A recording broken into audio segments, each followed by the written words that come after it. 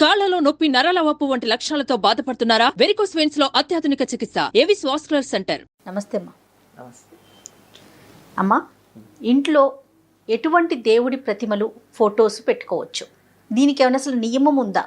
దేవుడి ఫోటోలు ఎలా పెట్టుకుంటామన్న దాని మీద ఆధారపడి ఉంటుందమ్మా. దేవుడి గదిలో పెట్టి పూజ చేస్తున్నామా, అలంకారంగా పెడుతున్నామా? రెండు ఉన్నాయి కదా. అవునవును. మనకి దేవుడి గదిలో, దేవుడి మందిరంలో పెట్టుకునే పటమే కాకుండా క్యాలెండర్ల మీద, వాటి మీద వచ్చిన అందంగా ఉన్నాయి ఇంట్లో చాలా చోట్ల పెట్టుకుంటున్నాం. అలా ఎక్కడ పడితే అక్కడ అందంగా అలంకారంగా ఉండేది మనకి నచ్చినవన్నీ పెట్టుకోవచ్చు. కానీ పూజించటానికి పెట్టుకోవాల్సిన వాటివి మాత్రం కొన్ని నియమాలు ఉన్నాయి. ఏమిటి అంటే, విగ్రహం గనక అయినట్టయితే ఇంతకన్నా ఉండకూడదు. మన బొటనవేలు ఈ మొదటి కణుపు ఉందే, అంతకన్నా పెద్దది ఉండకూడదు. ఇంత ఉంటేనే దానికి బోరుడు నైవేద్యం పెట్టాలి. విగ్రహం పెరిగిన కొద్దీ నివేదనలు ఎక్కువ అవుతాయి. అందువల్ల అంత పెద్దవి పెట్టుకోకూడదు. చిన్న చిన్నగా ఉండొచ్చు, పైగా బోలుగా ఉండకూడదు, సాలిడ్గా ఉండాలి ఏది పెట్టుకున్నా. ఇప్పుడు వెండివి అవి ఎలా ఉంటాయి, పైన రేకుండి లోపల ఖాళీ ఉండి ఉంటాయి. అట్లాంటివి పూజకి పనికిరావు. అలంకారంగా పెట్టుకోవచ్చు. ఇప్పుడు షోకేసుల్లో పెట్టుకోవచ్చండి. కృష్ణుడు బొమ్మ చాలా అందంగా ఉంటుంది. ఎన్ని రకాల కృష్ణుళ్ళు ఉన్నారో, వినాయకుడివి ఎన్ని రకాలు ఉంటాయో అవన్నీ అందంగా ఉంటాయి. నృత్య గణపతి, సంగీత గణపతి, ఇలాంటివి ఇవన్నీ అందంగా ఉంటాయని చెప్పి ఇంట్లో అలంకారంగా గోడల మీద కానీ షోకేసుల్లో కానీ పెట్టుకుంటే అసలు వాటికి ఎటువంటి తప్పు లేదు, ఏమీ లేదు. కానీ పూజ చేయడానికి పెట్టుకునేటప్పుడు మాత్రం బోలుగా ఉన్న విగ్రహాలు పనికిరావు. పెద్ద విగ్రహాలు ఉంటే నివేదన ఎక్కువ చేయాలి గనక మనలాంటి ఇళ్లలో అవి పెట్టుకోవడం అంత శ్రేయస్కరం కాదు. అమ్మ, మట్టివి దొరుకుతాయి కదా, ఇప్పుడు లక్ష్మీదేవి ప్రతిమలు అలాంటివి మట్టితో చేసినవి ఉంటాయి. అవి కూడా, దానికి కూడా లెక్క ఉందా సైజు? దానికి లెక్కలేదమ్మా. అసలు అవి మనం మామూలుగా దేవుడి గూట్లో అవి పెట్టుకుని చేస్తామా? చెయ్యం కదా, సాధారణంగా చెయ్యం. వాటిని ఏమిటి, పూర్వకాలం అయితే ఇలాంటివి ఎక్కువ లేని రోజుల్లో ఏం చేసేవారు, ఇంట్లో ఒక గూడు పెట్టి ఆ గూట్లో ఈ ముఖ్యంగా రాముడు, సీత, లక్ష్మణుడు వీళ్ళ విగ్రహాలే పెట్టేవాళ్ళు. అవి ఎక్కువగా ఉండేవి. అవి అక్కడ పెట్టుకునేవారు. ఎవరైనా ఇష్టం ఉంటే దానికి ఓ పువ్వు పెట్టడము, ఓ దీపం పెట్టడము చేసేవాళ్ళు, లేకపోతే లేదు. ఎందుకంటే రోజు పూజ చేయం కదా వాటికి. ఓకే. రోజు పూజ చేసుకునేటటువంటి విగ్రహాలు మాత్రం చిన్నవే ఉంటాయి, మిగిలినవి అలంకారమే. అలాగే ఫోటోలు కూడా అనేక రకాలైనటువంటి ఫోటోలు. అసలు దేవుడి గది ఎంత ఉంటుంది, ఎన్ని ఫోటోలు పెట్టగలరు? అందుకని మీ ఇష్టదైవానికి సంబంధించినటువంటి ఫోటో ఏదైనా పెట్టుకోండి.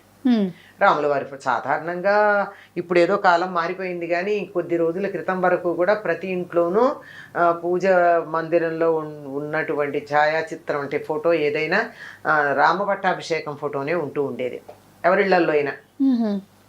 దక్షిణ దేశంలో అందరికీ రాముడు ఆరాధ్య దైవం అండి. ఇక్కడ తిరిగాడు. ఉత్తర దేశంలో కన్నా మీరు గమనించి చూసినట్టయితే రాముడి పేరు దక్షిణ దేశంలోనే ఎక్కువ మందికి ఉంటుంది. అందువల్ల అది ఎక్కడ చూడు మనకి, ఇదిగో ఇక్కడ రాముడు ఇక్కడ కూర్చున్నాడు, సీతమ్మ ఈ నదిలో ఇక్కడ స్నానం చేసింది, లక్ష్మణుడు ఇక్కడ పళ్ళు తెచ్చాడు, ఇలాంటి ప్రతిదానికి ఏదో ఒక లెక్క చెప్తాం. అంచేత రాముడితో మనకి చాలా దగ్గర సంబంధం ఉంది కనుక ఇక్కడ అంతా రామారాధన ఎక్కువ. ఇప్పుడు అది కొద్దిగా మారింది. మధ్యలో కొంతకాలం వెంకటేశ్వర స్వామి ఆరాధన చేస్తాం, ఇప్పుడు మళ్ళీ సాయిబాబా అంటున్నాం. ఇంకేమన్నా కొత్త దేవుడు వస్తే కొత్త దేవుడిని అయినా ఆరాధిస్తాం. మనం అసలు దేవుడిని పక్కన పెడతాం. ఇది ఒక దోషాల్లో ఒకటిగా పరిగణిస్తారు. మీరు కొత్తగా ఉన్న దైవాలను ఎంతమంది నాన్న ఆరాధించండి, తప్పేం లేదు. కానీ మీ కులదైవం ఎప్పటి నుంచో 2-3 తరాలుగా మీ ఇంట్లో వాళ్ళు ఎవరిని ఆరాధిస్తున్నారో వారి పూజ మాత్రం మానకూడదు. అదొకటి ఉంది కనుక ఇలా సాధారణంగా రామ పట్టాభిషేక చిత్రం ఉండేది. రామ మందిరం లేని గ్రామం లేదు మనకి. దేవాలయం లేకపోవచ్చు, కానీ రాముడి ఫోటో పెట్టుకుని భజన చేసేటటువంటిది మనకి ఈ ప్రాంతాలన్నీ ఉన్నాయండి. అవునమ్మా.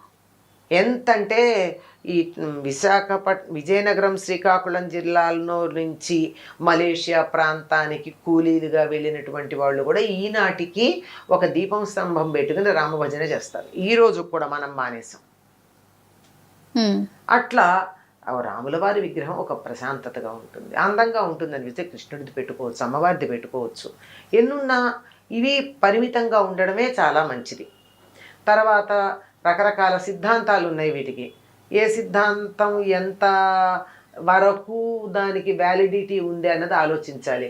ఏదో ఆంజనేయుడి ఫోటో ఇంట్లో వస్తూ ఉంటే ఎట్ట ఎదురుగా సింహద్వారంలోంచి రాగానే ఎదురుగా ఉండాలని కొంతమంది, లేదండి వినాయకుడు ఉండాలని కొంతమంది ఇలా చెప్తూ ఉంటారు. మీ ఇష్టదైవాన్ని, మీ ఒపీనియన్ ఏంటమ్మా? ఏ ఏ రూపంలో ఉంటే ఏం దయ దేవుడు, రూపాలు వేరు కానీ తత్వం ఒకటే కదా. అంతేగా. అంచేత వాటికి పెద్దగా మనం అనుకోవాల్సిన పని లేదు. కానీ ఒక పూజ చేయడం అంటూ గంధము కుంకుమ పెట్టి పూజ చేయడం మొదలుపెట్టిన తర్వాత ఆపకూడదమ్మా. మనం ఇలా అందంగా పెట్టుకునే వాటికి మనం ఫోటోలో బొట్టు ఉంటుంది కానీ మనం గంధం పెట్టం దానికి, గంధం కుంకం. దేవుడి గదిలో పెడితే ఖచ్చితంగా గంధం కుంకం పెడతాం. అది పెట్టామంటే దాన్ని పూజ చేస్తున్నామని అర్థం. ఇది అలంకారప్రాయంగా అందంగా ఉండడానికి రామభావనం కృష్ణ భావనం నాలో కలగడానికి ఒక ప్రేరణగా ఇక్కడ పెట్టుకున్నాను, అక్కడ పూజకు పెట్టుకున్నాను.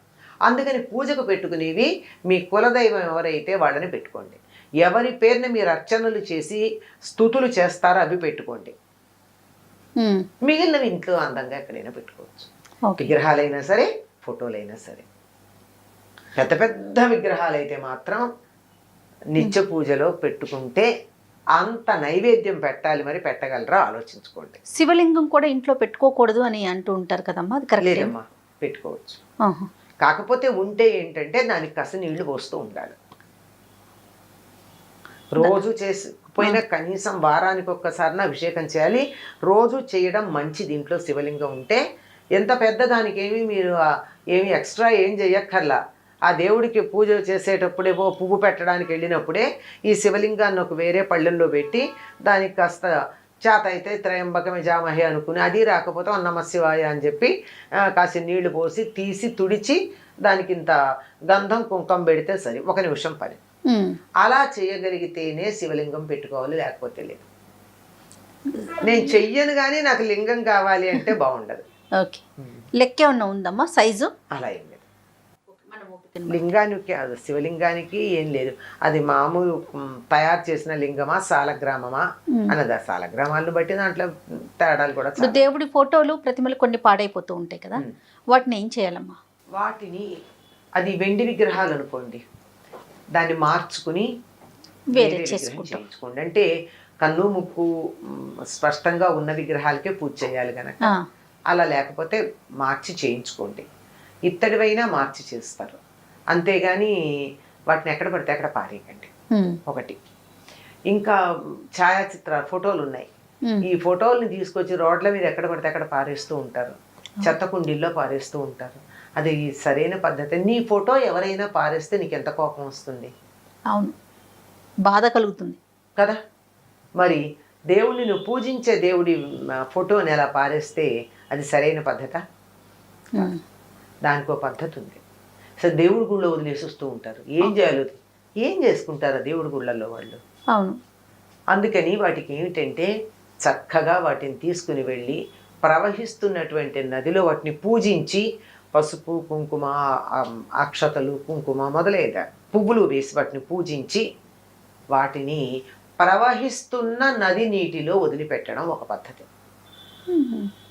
లేదు నాకు దరిదాపుల్లో ఎక్కడా కూడా నది లేదు, ఏం చెయ్యాలి? వాటిని చక్కగా మంచి చితుకులతో, పిచ్చి పిచ్చివి కదా, మంచి చితుకులు తెచ్చి మంట పెట్టి దాన్ని ఏ దేవుడి విగ్రహం ఏ దేవుడి ఛాయాచిత్రమో ఆ పేరు చెప్పి ఆయన్ని పూజిస్తూ దాన్ని అగ్నికి ఆహుతి వేయడం ఒక పద్ధతి. అంతేగాని ఎక్కడ పడితే అక్కడ పారేయకూడదమ్మా. దేవుని గుళ్ళల్లో పెట్టడం కూడా కరెక్ట్ కాదు. తప్పుగా ఏం చేస్తారమ్మా వాళ్ళు మాత్రం. మనం కొన్నాళ్ళు పూజ చేసి పడేసిన విగ్రహ ఛాయాచిత్రాలకు వాళ్ళు పూజలు చేస్తారా? చేయలేకపోతారు కదా.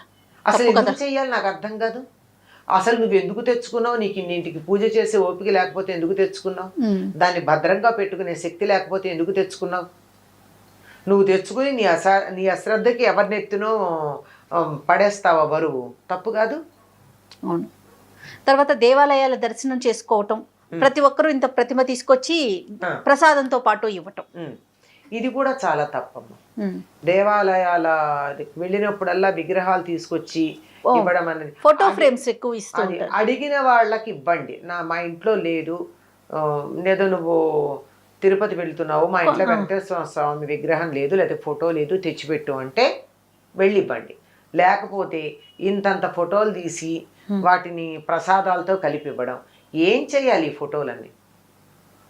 అవును, ఎక్కడ పడితే అక్కడ పారేయలేము, ఇంట్లో పెట్టుకోవటానికి ప్లేస్ ఉండకపోవచ్చు. అసలు ఎక్కడ పెడతామమ్మా ఇవన్నీను? పైగా కొంతమంది ఫోటో ఫ్రేమ్లు ఇస్తారు, మరి కొంతమంది ఒట్టి కాగితమే ఇస్తారు. అవును, దీన్ని ఏం చేస్తారు? అందువల్ల నేను అందరికీ విజ్ఞప్తి చేస్తూనే ఉంటాను, ప్రసాదం ఇవ్వండి, హాయిగా తింటాం. భగవంతుడి అనుగ్రహం ఒకటి కత్తిగా బాగుంటుంది కదా, బాగుంటుంది, కానీ విగ్రహాలు ఫోటోలు ఇవ్వకండి అని రిక్వెస్ట్ చేస్తాం. అయినా కొంతమంది తెచ్చిస్తూ ఉంటారు. అవును, ఏం చేస్తాం, అన్నీ ఒక పక్కన పెడతాం. మరి దేవుడి దగ్గర పెట్టానో పూజ చెయ్యాలి, అందుకని అవన్నీ ఒక చోట పెట్టి కొత్తగా పెళ్ళే కాపురానికి వెళ్ళే వాళ్ళకి, అమ్మ మీరెవ్వరూ విగ్రహాలు కొనుక్కోకండి, ఫోటోలు కొనుక్కోకండి, దేవుడికి సంబంధించినవి మీకు నచ్చిన ఇవన్నీ ఇంత పెట్టె ఉంది, ఈ పెట్టెలో రకరకాల దేవుళ్ళ ఫోటోలు ఉన్నాయి, బోలెడు విగ్రహాలు ఉన్నాయి, మీకు మీ ఇంట్లో మీకు నచ్చిన దైవం ఫోటో కానీ విగ్రహం కానీ తీసుకెళ్ళి ఇప్పుడు మీరు పూజ చేసుకోండి. బాగుంది. అంటే అందరికీ తెచ్చిచ్చేవాళ్ళు ఉండకపోవచ్చు, అవును, ఈ తెచ్చిచ్చేవాళ్ళు ఎక్కువైపోయారు. అందరికీ నేను వీలైనంత వరకు తీర్థయాత్రలకు వెడుతున్నాము అని చెప్పే వాళ్ళందరికీ నేను ఒక విజ్ఞప్తి చేస్తూనే ఉంటా, ప్రసాదం మాత్రమే తండి. విగ్రహాలు ఫోటోలు తెచ్చి అడిగి ఎవరైనా తెచ్చి పెట్టమని అడిగితే తెండి, కానీ ఎవరికి ఊరికే ఇవ్వకండి. ఏం చేసుకుంటారండి ఎన్నెన్ని విగ్రహాలు, చివరికి అసలు ఆ విగ్రహాల మీద దుమ్ము పడితే దులుపుకోవడానికి తీరిక కూడా లేనని విగ్రహాలు దేవుడి దగ్గర పెట్టుకుని ఏం చేస్తాం? చక్కగా కొన్ని పెట్టుకోవటం, శ్రద్ధగా పూజించటం. ఒకటో రెండో మీకు ఎంత ఓపిక ఉంటే అంత, ఎంత చేయగలిగితే అంత. అలానేనమ్మా, తప్పకుండా. నమస్తే. ఇక ఈ వీడియో కనుక మీకు నచ్చినట్లయితే లైక్ చేయండి, షేర్ చేయండి. మరిన్ని వీడియోస్ కోసం మా ఛానల్ని సబ్స్క్రైబ్ చేసుకోండి.